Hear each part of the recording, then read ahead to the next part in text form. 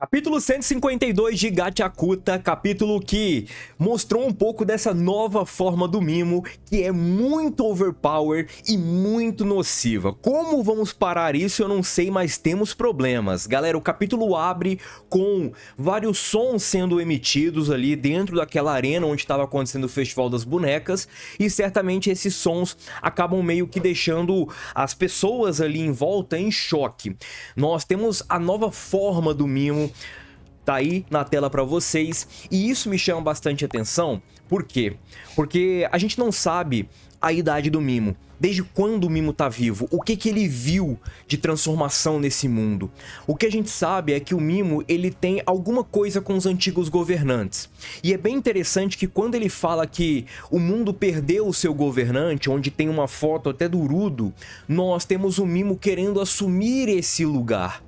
Nós temos essas formas humanoides sendo muito similares a isso daqui que tá na tela para vocês. Vocês lembram quando a Mildreta, a Noerd, perdão, Mildreta é que tá aqui nesse capítulo, a Noerd caiu lá daquela besta mosqueada que tava o Zodio e a galera, e quando ela caiu ela viu a fronteira e ela falou que a série de Vigia é a fronteira, o Watchmen é a fronteira. É muito interessante isso porque, na minha visão, os antigos governantes são esses quatro aqui. Agora, o que fez talvez essa divisão de mundo pode ter sido uma rixa dentre esses governantes, porque essas imagens aparecem no mural dos conjuradores, o mural dos conjuradores que acabam contando uma história, e essa história com certeza tem presença dos antigos governantes, e os antigos governantes aparentemente eles queriam alguma coisa que talvez nem todos estavam de acordo com isso, e aí aconteceu a rixa, ou talvez todos estavam de acordo com isso, mas com o passar do tempo, com o passar das gerações, as novas gerações acabaram vendo que talvez aquilo ali não seja ou não fosse tão bom, tão saudável para o mundo. De qualquer forma, o Mimo, ele não só aparenta semelhanças com a Watchmen Series que tá ali na fronteira, mas também ele tem semelhanças com as imagens que aparecem nas roupas dos apóstolos que estão lá no paraíso. E certamente quando a gente liga o paraíso com alguma coisa, a gente pensa assim nos antigos governantes. A gente pensa assim que, pô, cara, acredito que os antigos governantes, não sei se todos, mas tem alguém lá no paraíso. Porque o paraíso talvez dita a regra do mundo, né? O paraíso talvez evita das pessoas saberem que no abismo tem gente. O abismo sabe que no paraíso tem gente porque constantemente cai lixo lá. Mas e a galera do paraíso, será que sabe? Eu acho que alguns poucos sim, porque são aqueles que querem de fato manter o abismo escondido, né? Toda a existência de vida lá escondido. E não só essas aparências, mas até mesmo mãos, essas formas humanoides que essa forma do Mimo acaba tomando. E o Mimo, assim, ele pode ser um curioso, um estudioso de história e tudo mais.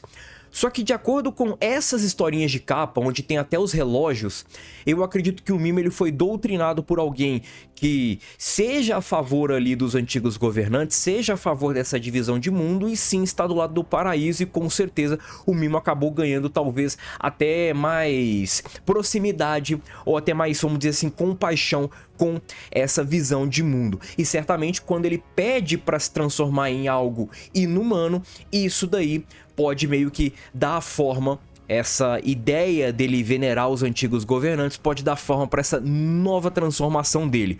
Um poder simplesmente fenomenal, um poder simplesmente descomunal que está desossando todo mundo em volta. E aqui nós temos algumas reações muito impactantes, porque o Mimo ele se transforma e ele começa meio que ranger o corpo dele começa a tremer, começa a emitir uns sons e todos ficam em choque. Até mesmo o Félix e a menina ali do taco de beisebol, que são ali próximos ao Mimo. E outra coisa que eu quero pontuar para vocês antes de seguir é que quando o Zodio ele usa o poder do Mishra pela primeira vez ali na batalha contra a Tori, ele se transforma num negócio, parece uma coleira, e essa coleira é muito similar à aura que tá em volta do Mimo também. Vou botar tudo na tela aí pra vocês, tá? E certamente a gente pode ter relação, afinal de contas a fronteira é a série Vigia e o Zodio está com uma das peças da série Vigia, então pode sim fazer sentido. Outra coisa que vale pontuar, rapaziada, que eu tô vindo aqui depois do vídeo pra falar pra vocês é que essa criatura que o Mimo se transformou ainda continua segurando o microfone, tá? Então ela ainda tem o poder do Jink dela. O Mimo ainda continua conseguindo usar o Jink. Então, além desses poderes assustadores, o Mimo ainda tem a capacidade de controlar as pessoas. Vamos ver o que vai acontecer e certamente acredito que o Mimo não vai estar mais para brincadeira e quando ele assumir o controle de alguém, ele vai transformar esse alguém também em criaturas inumanas. Outra coisa que eu quero dar destaque, a idade do Mimo. Se o Mimo, dando uma ordem para ele mesmo, ele conseguiu meio que fazer isso, o que ele não pode fazer talvez com uns aninhos a mais de vida, né? Não sei, mas eu acredito que pode ter algum tipo de combo de habilidade aí também por conta do Gaunters ou talvez com outros poderes que o Mimo pode meio que se tornar imortal. Ou ele tem uma longevidade a mais do que os humanos.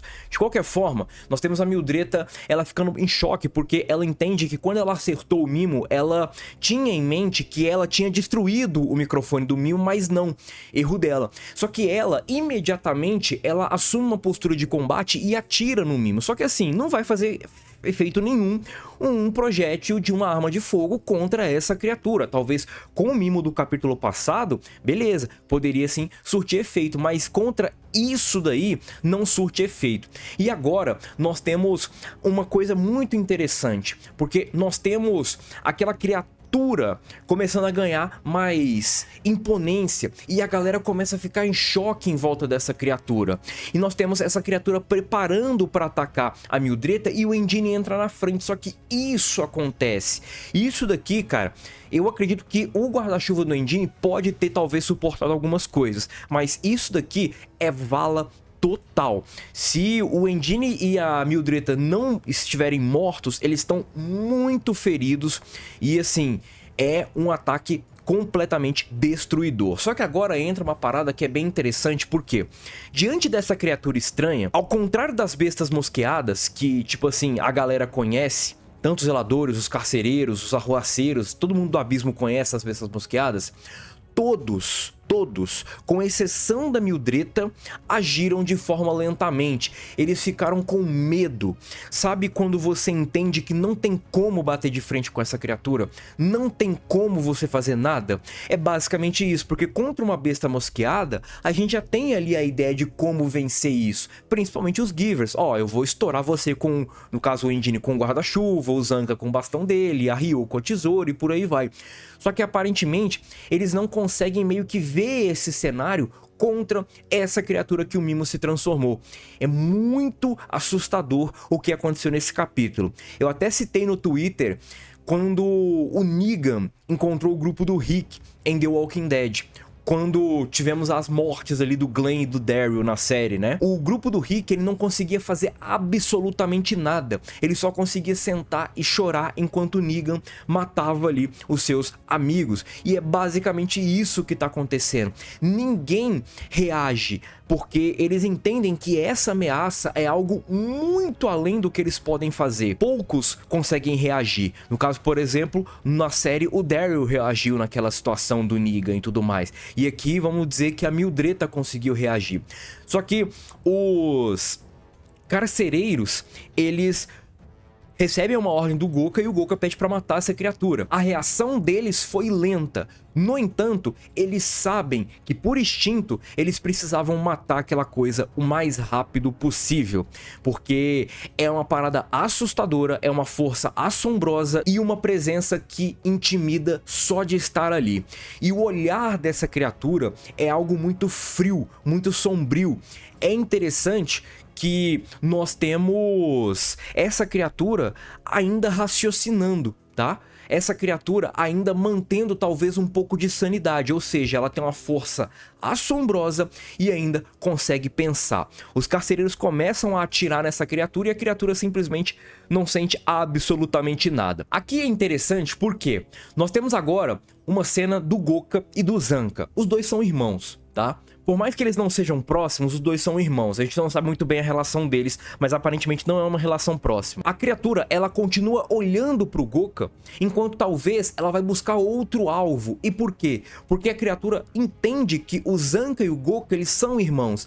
Então, se a criatura começar a olhar e provocar um e atacar o outro, eles acabam reagindo. E é exatamente isso que acontece. Nós temos o Zanka frente a frente com a criatura e o Goka tenta correr atrás do Zanka para tentar salvar o irmão. Só que o irmão acaba entrando pro time de peito furado ali dos animes, onde tem Rengoku, onde tem Ace, onde tem vários outros personagens, e ele toma um golpe muito fatal. Aqui eu acho que até a Aisha vai ser difícil de arrumar. E lembrando, tá? O Zanka, ele não tem aquele feitiço da Renlin, porque a Renlin, ela desenhou outra coisa no Zanka com outro intuito, e a ideia não é meio que proteger igual protegeu o Urudo, o Delmon e por aí vai lá no Deserto Penta. O Zanka, ele tá com outro feitiço, no caso, que acho que já até esgotou. Então esse golpe aí é sim fatal. E pra ser bem sincero, eu não acho que aquele feitiço do pincel funcionaria contra essa criatura, não. A gente precisa entender também a base dessa criatura pro Mimo acabar se transformando nela. Muito foda, capítulo assustador, clima tá tenso ali no Festival das Bonecas e eu quero ver como que eles vão conseguir destruir este novo Mimo, que ele virou uma criatura simplesmente assustadora. Beleza? Segue aí, tamo junto e é nóis. Fui!